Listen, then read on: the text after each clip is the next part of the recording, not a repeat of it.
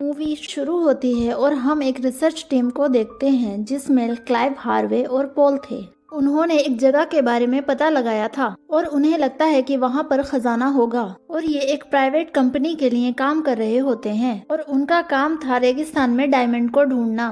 वो तीनों एक जगह पर जाते हैं और उन्हें अंडे की शेप का एक चट्टान दिखता है जिसे वो हथौड़ा मारकर तोड़ देते हैं और उसमें से एक अजीब सा क्रिएचर निकलकर उन सबको मार देता है। सीन शिफ्ट होता है और शहर में एक लैब को दिखाया जाता है जहां डॉक्टर जैक अपने साथी साइंटिस्ट के साथ एक पीयू की मदद कर रहे हैं जो एक रूम में फंसी थी और उस रूम का टेम्परेचर -100 डिग्री सेल्सियस था, जिससे जैक अपनी सूझबूझ से उसकी जान बचा लेता है। उनका बॉस जैक के पास आकर उसे फील्ड में जाकर कुछ ढूंढने को कहता है। नेक्स्ट सीन में हम देखते हैं कि जैक उसी रेगिस्तान में आया है जहां उसे हमने शुरुआत में देखा था। वहां एक बूढ़ा आदमी अपनी दुकान लगाए बैठा था। वो आदमी उसे एक कोल्ड ड्रिंक कैन देता है। इस बंजर रेगिस्तान में उसे कोल्ड ड्रिंक मिलती है तो वो सोचता है कि उसकी किस्मत बहुत अच्छी है। उसे रिसीव करने एक खड़ूस कमांडर कॉल आता है और उसे अपनी कंपनी के बेस पर ले जाता है। बेस के रिसेप्शन पे उसे निक्की के साथ जॉन मिलता है। निक्की जैक के सामान की चेकिंग करती है जिसमें उसे जैक का एक मशीन मिलता है कि एक तरह का ट्रैकर था। वो चीज जमीन के अंदर 2000 फीट तक के गहरे पानी का पता लगा सकता था। चेकिंग के दौरान उनका एक साथी टाइटस एक मरे हुए सांप के साथ उनके साथ आता है। अब जैक की एंट्री के लिए मिक्की एक डायरी ढूंढती है जिसे जॉन ने कहाँ रखा है आप देख सकते हो। उसकी बदतमीजी के लिए जैक जॉन को मारकर बेहोश कर देता है और मिक्की उस डायरी को लेकर वहां से निकल जाती है। थोड़ी देर बाद मिक्की और जैक ट्रक से उस चेन की तलाश में निकल जाते हैं जो डायमंड की खोज में निकले थे। और अब हम यहाँ दो नए कैरेक्टर मैग्डा और कर्ट से मिलते हैं जो इस ट्रक के ड्राइवर थे। चलने से पहले एक बूढ़ा आदमी टाइटस को हड्डी का लॉकेट देता है।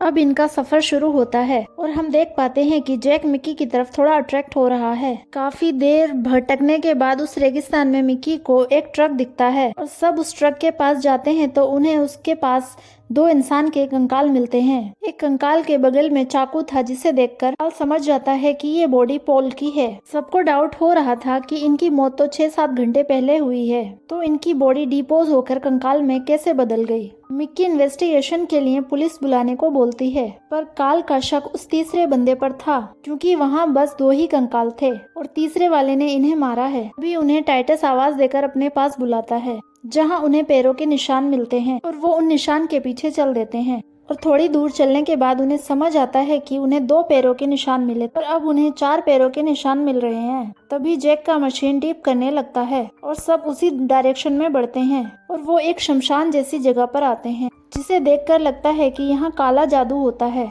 टाइटस जैक को वहाँ की चीजों को छूने को मना करता है और टाइटस के पास जैसा लॉकेट था वैसा ही वहाँ की हड्डियों पर बना था। अब कर्ट ट्रक उनके पास लेकर आता है। अब वो अपने बेस की तरफ निकलकर फॉरेंसिक टीम को यहाँ भेजने की सोचते हैं। तभी उन्हें आगे एक तीसरे बंदे का कंकाल दिखाई देता है, यानी वो भी मारा गया है, जिस पर काल को शक था। काल बहुत पैनिक हो रहा था क्योंकि उनके साथियों को किसी ने मार दिया था और वो किलर की खोज में जाने को बोलता है पर मैग्डा उसे मना कर देती है क्योंकि रात होने वाली है। वो रात वहीं गुजारते हैं। अभी जैक को अपने साथ हुए इंसिडेंट याद आते हैं कि कैसे ना चाहते हुए भी वो यहाँ आ गया। इन सब में बस एक चीज उसके साथ अच्छी हुई कि वो मिक्की से मिला। अब मिक्की उसकी मशीन को उसके पास लाती है क्योंकि वो बहुत देर से डीप कर रहा था, जिसका मतलब वो क्रिएचर इनके पास में ही था।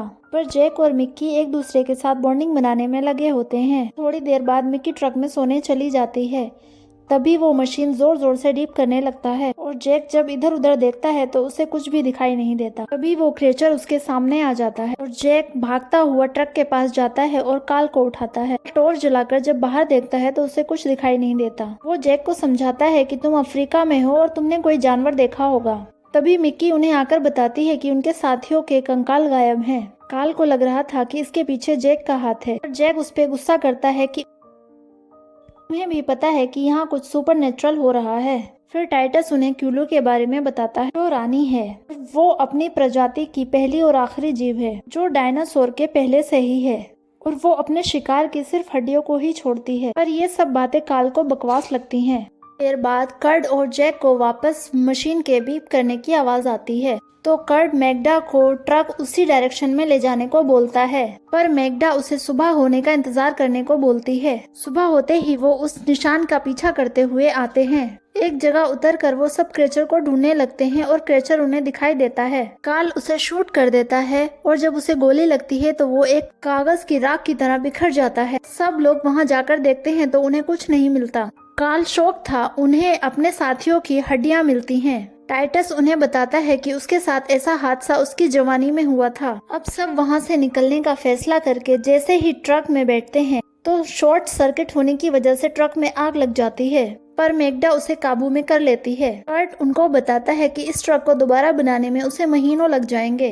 वो लोग रास्ता तो भटक ही गए थे और मिक्की के चेक करने पर उन्हें सिग्नल भी नहीं मिलता। तभी उनके पास से एक प्लेन गुजरता है, पर उनका ध्यान उन पर नहीं जाता। अब उन्हें वहां रहते हुए काफी दिन हो चुके थे, मानो उन्होंने वहां अपनी छोटी बस्ती बसा ली हो। एक रात गार्डिंग करने के लिए क्रॉट टाइटस को उठा वो अपने स्लीपिंग बैग में सोने चला जाता है। तभी टाइटस को अचानक किसी के होने का एहसास होता है और हम देखते हैं कि वो क्रिएचर कर्ट के पास चला गया। जब टाइटस कर्ट को उठाने की कोशिश करता है तो वो देखता है कि उसके एक साइड का फेस डिपोस्ट होकर कंकाल बन गया है। अब वो आवाज लगाकर सबको बुलाता है। उनके आने से पहले वो क्रिएचर अपनी पार्टिकल्स में बदल गए थे, मानो रेत जैसे हो गए थे। अब वो टाइटस को भी अपने शिकंजे में घेरने लगे थे। तभी कार्ल आकर उस स्लीपिंग बैग पर फायर करने लगता है। जैक और मिक्की घायल टाइटस को ट्रक में लेकर जाते हैं। फायर करने से उनका कुछ भी नहीं हो रहा था। क्रिएचर उनकी ओर बढ़ता ही जा रहा था। कार्ल पेट्रोल छिड़ककर उसके पास आने का वेट कर रहा था। मैग्डा उसे आग जलाने से मना करती, पर कर्ट का इरादा अटल था। जैक उन्हें बताता है कि वो क्रिएचर वापस जा रहा है। तब कार्ल शांत हो जाता है। सब टाइटस को देखने लगते हैं और जैक ट्रक के चारों तरफ पेट्रोल छिड़ककर सबको सुरक्षित कर देता है। तभी जैक देखता है कि उस क्रिएचर ने कर्ट के कंकाल में समाकर एक खौफनाक रूप ले लिया है। उसे देख कार्ल उस पर हमला करता है। वो क्रिएचर वहां से जाने लगता है। तभी जैक और कार्ल में झड़प होने लगती है, क्योंकि जैक कार्ल को गोली मारने से रोक रहा था। मिक्की उन्हें रोकते हुए समझाती है कि हमें आपस में नहीं लड़ना है, और सब प्लान बनाते हैं कि वो पैदल ही अपने बेस में जाकर मदद लाएंगे और मैक टाइटस के साथ ट्रक में रहेगी। सुबह होते ही कार्ल, मैक एंड रिक्की रेगिस्तान में आगे बढ़ रहे थे। थोड़ी दूर चलने के बाद उन्हें उनके पास एक रेतीला तूफान आता हुआ दिखाई देता है, जिसमें वो फंस जाते हैं। तूफान जाने के बाद वो अपने सामान को देखते हैं, जिसमें जैक का मशीन टूट गया था और जो साथ में पेट्रोल लिया था वो आधे से ज्यादा रेत में गिर चुका था। चलते चलते रात हो जाती है और वो एक जगह रुकने का फैसला करते हैं और अपने चारों ओर पेट्रोल डालकर एक घेरा बना लेते हैं। वो तीनों एक दूसरे का हाथ पकड़कर बैठे थे। तभी वहाँ वो क्रिएचर मैग्डा के कंकाल में वहाँ आता है। उसने अपने फेस की जगह मैग्डा का फेस लगाया था, पर पेट्रोल का घेरा होने की वजह से वो उनके पास नहीं आ पाता और वो वहाँ से चला जाता है। सुबह उन्हें रेडियो पर किसी की आवाज सुनाई देती है। इधर उधर देखने के बाद उन्हें वही पुराना ट्रक मिलता है जिसे लेकर वो अंडे के पास आए थे। सबसे पहले वो अपने लिए मदद बुलाते हैं और फिर जैक के पीछे सावधानी से उस अंडे में घुस जाते हैं। अंदर जाकर जैक समझ जाता है कि ये जगह उसी क्वीन क्रिएचर की है और ये चींटियों की प्रजाति का विकसित रूप है। अब उनका साथी जॉन ऊपर आ गया था और पहले आए हुए लोगों की डेड बॉडी को देखता है। इधर तीनों समझ गए थे कि टाइटस की बातें सही थीं। इधर जॉन इन्हें ऊपर बुलाकर गन पॉइंट पर लेकर इनके बाकी साथियों के बारे में पूछता है और वो जॉन को सच्चाई बताते हैं, पर उसको लग रहा था कि इन्होंने डायमंड चुराकर बाकी साथियों को मार दिया है। इसलिए वो उन सबको हथकड़ी पहनाकर अपनी जीप पर बैठाकर कैंप की ओर चला जाता है। तीनों समझ गए थे कि वो क्रिएचर पूरी दुनिया को बर्बाद करने की क्षमता रखता है और इसको अभी रोकना होगा। इसीलिए कार्ल जॉन पर हमला करके उसे बेहोश कर देता है। जीप को लेकर एक माइन की तरफ जाते हैं, क्योंकि वो समझ गए थे कि क्रिएचर अपनी एक कॉलोनी बसाना चाहता है। वो सब उस माइन के पास आते हैं। उनके पास एक लिक्विड एक्सप्लोसिव था। उसे कार्ल अपने पास रखकर जॉन को वहीं जीप में बैठाकर माइन के अंदर सावधानी से आता है और जैक को वहाँ एक पुराना जनरेटर मिलता है जिसे वो चालू कर देता है। अब उस माइन में रोशनी आ गई थी और धीरे धीरे वो लोग माइन के अंदर जा रहे थे। अब उस क्रिएचर को उनके होने की खबर लग गई थी। कार्ल क्रिएचर को देख उसकी ओर बढ़ने लगता है।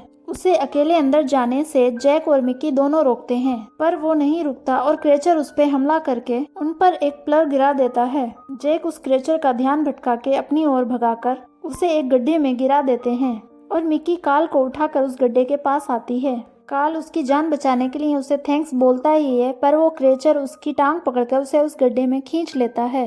कार्ल के एक हाथ को उन दोनों ने पकड़ रखा था, पर कार्ल उनका हाथ छोड़कर उस लिक्विड एक्सप्लोजिव के साथ उस गड्ढे में खुद को क्रिएचर के साथ उड़ा देता है। अब जैक और मिक्की एक्सप्लोजिव से बचते हुए माइन के एक हिस्से में आ जाते हैं, जहां उन्हें रानी का एक कोकून लाइक जैसी एक चीज दिखती है, और जहां वो थे उस जगह को उस क्रिएचर ने घेर लिया था, और वो समझ जाते हैं कि वही कोकून उनका कंट्रोल है। और जैक अपने दोस्तों को याद करके उस कोकून में चाकू मार देता है, इससे वो अजीब क्रिएचर मर जाते हैं, और माइन के कोलैप्स होने से पहले दोनों सही सलामत बाहर आ जाते हैं। तभी उन्हें सामने ऐसा दिखता है जिससे वो शॉक्ड हो जाते हैं। मूवी के अंत में हम दोनों को बेस के बाहर टैक्सी का इंतजार करते हुए देखते हैं, और मिक्की कुछ सामान गाड़ी में रखकर चली जाती है।